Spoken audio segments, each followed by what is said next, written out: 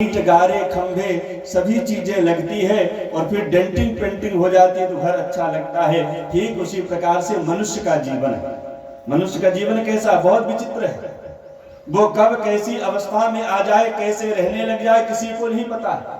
पंच महाभूतों से बना है और ये पांचों में विलीन हो जाता है। मरने के बाद हमारा शरीर जिससे बना है, मिट्टी मिट्टी में मिल जाती है, हवा हवा में चली जाती है, जल जल में चला जाता है, अग्नि अग्नि में चली जाती है और हवा हवा में चली जाती है। पांचों चीज चली जाती है ना। पंच भौतिक शरीर है, पंच महाभूत है और इसी से शरीर निर्मित है। अभी तुम जिसको बहुत प्रेम करते हो, अभी संसार से राम नाम सत्य हो जाए तो फिर लगी रहेगी महाराज जल्दी टरवाओ, जल्दी ले जाओ, दुर्गंध मार रहा है, बेकार हो जाएगा, जल्दी करो। क्यों?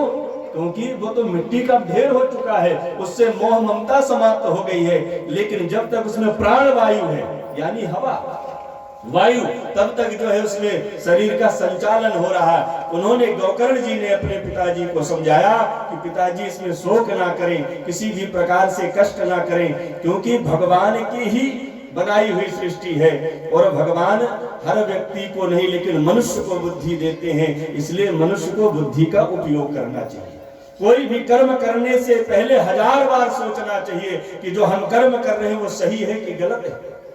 क्योंकि कर्म हो जाने के बाद व्यक्ति पश्चाताप करता है कि हमसे गलती हो गई। इसलिए महाराज पहले ही विचार कर लेना चाहिए कि हम सही कर्म कर रहे हैं या गलत कर्म कर रहे हैं।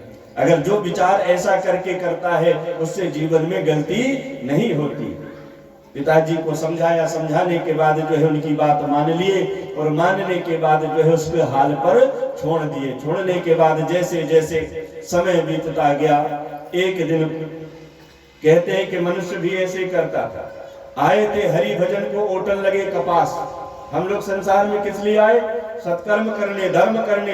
लेकिन यहाँ आके कहाँ फंस गए? मोह माया ममता में, कलिकाल के ग्रास में। और जैसे ग्रास में फंसे महाराज, साहब यहाँ का वहां हो गया। बोले वृंदावन बिहारी लाल।